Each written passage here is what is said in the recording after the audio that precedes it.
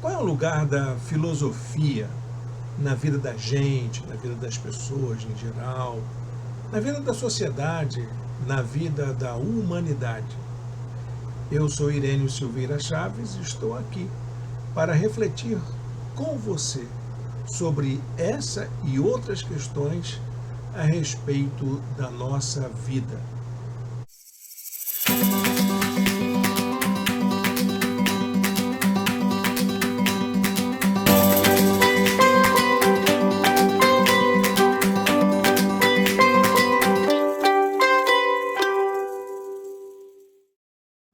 Quando a gente fala de filosofia, a gente está falando de quê? A gente está falando de uma forma de pensar na vida.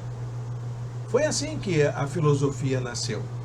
A filosofia que nós conhecemos no Ocidente, ela nasceu na Grécia Antiga diante de questionamentos a respeito da vida, a respeito de quem é Deus, do que são as coisas, os fenômenos que acontecem à nossa volta, enfim, uma série de questões que havia naquela época diante das muitas histórias que se contava para explicar a realidade.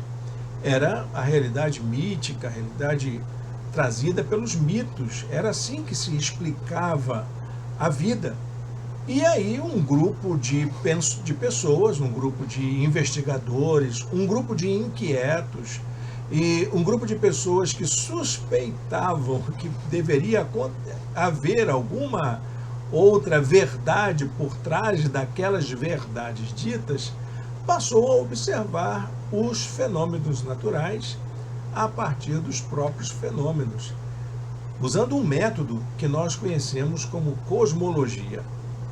A filosofia grega, ela ganhou corpo, ganhou forma, avançou, sofreu muitas críticas e, a partir dessas críticas, produziu uma série de reflexões que nos ajudam a pensar a nossa própria vida.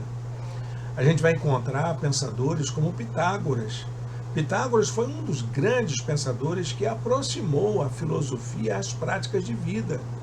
Ao mesmo tempo que ele olhava os corpos celestes, ao mesmo tempo que ele fazia os cálculos matemáticos dele, ele pensava em exatamente como fazer, como construir uma vida harmônica, equilibrada, uma vida feliz, por assim dizer. Não basta dizer que ele era, junto com seus companheiros, amante da boa música, amante do vinho, e no meio das suas conversas ele ficava imaginando como seria essa vida boa, essa vida agradável. Também nós vamos encontrar Platão. Platão, então, ele desenvolveu uma série de compreensões a respeito de como ajustar a nossa vida no mundo com as ideias que nós possuímos. Ele imaginava um mundo em duas esferas, o mundo das ideias e o mundo dos sentidos. Como é que a gente aproxima esses dois mundos? Como é que a gente se desenvolve? Como é que a gente constrói estas relações? Isso veio dar lugar a uma ética. E a ética, para os gregos, na verdade, era a ciência da vida boa. Eles queriam saber como que a gente pode viver bem.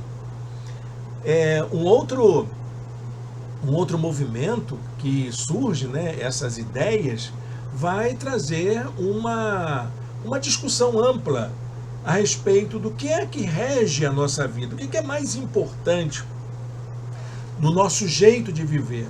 Se é a nossa disciplina para a gente poder cuidar da nossa interioridade, ou se é a gente curtir o momento, curtir o tempo. Eram dois movimentos gregos que orientavam essas discussões.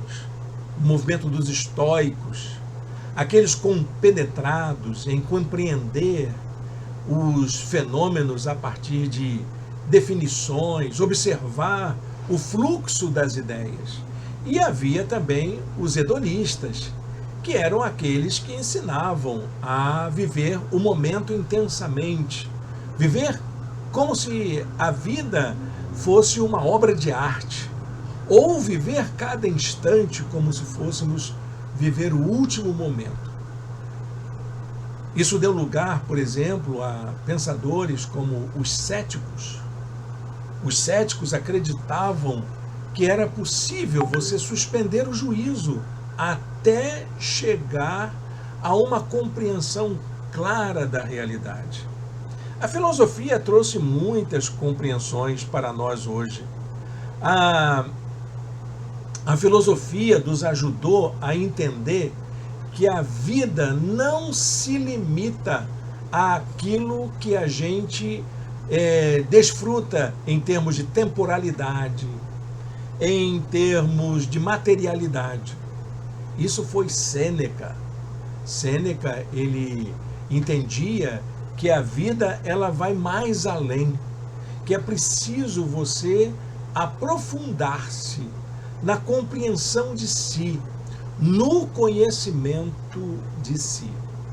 A filosofia dessa época, a filosofia dos gregos, ela era tomada por um conjunto de práticas, de exercícios que eram chamados de exercícios espirituais, para que as pessoas pudessem cuidar da sua vida. Eram princípios em que se começava a colocar em prática conjuntos terapêuticos, práticas terapêuticas, tudo ligado ao conhecimento de si e à governabilidade de si. Olha, minha gente, a gente quando pensa nisso, quando começa a pensar o quanto isso causou, né, conhecimentos novos para as pessoas da época, eu fico imaginando o quanto a gente sente falta de filosofia hoje. Quanto mais eu estudo a filosofia greco-romana, a filosofia antiga, mais eu compreendo o quanto ela faz falta nos dias atuais. Para a gente entender que a vida não é o tempo em que a gente vive aqui de nascer, crescer, ficar adulto, envelhecer e morrer. Ou então a gente passar a vida inteira acumulando riqueza para desfrutar num futuro que a gente não tem muita certeza se vai acontecer ou não. A vida também não é uma trajetória em que você curte cada momento como se fosse um momento e um outro momento e outro momento. A vida também não é você deixar um legado, você ser conhecido por causa dos seus títulos, por causa dos seus diplomas. Mas sabe o que é viver mesmo? É você chegar ao final da sua trajetória e poder dizer: eu vivi, eu aproveitei o melhor dessa vida e hoje posso morrer em paz. É como se a gente pudesse viver muitas vidas numa só. A gente desfrutar dessa busca constante, permanente, incessante, para se encontrar a melhor forma da gente viver como ser humano no mundo. Ser a melhor pessoa que a gente puder ser. Por isso que eu acho que a filosofia como forma de vida é um convite para a gente poder olhar para dentro de nós mesmos e desenvolvermos uma vontade de assumir quem de fato nós somos.